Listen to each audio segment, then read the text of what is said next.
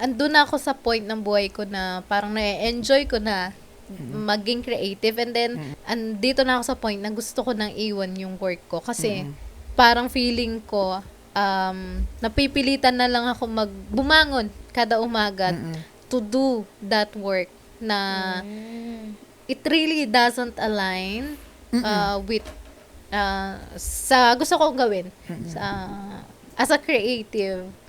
Huwag kang iiyak. Hindi ako iiyak. Well, pansin naman namin yun rin kasi syempre, yung social media presence mo, it's very parang, wala Very naman adventure kaming, girl. hindi namin napapansin na, oh my God, you have a day job. Diba?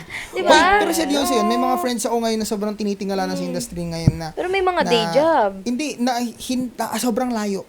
May kilala ko lawyer, tas photographer ngayon. Tinalikuran nila. May kilala akong bar Yes. passer. Tinalikuran nila Meron yun. na akong kilala na architect. Diba? Oh, tas Tapos, tinalikuran nila, videographer tinalikuran. ngayon, di ba? Nagmamanage ng ganitong business.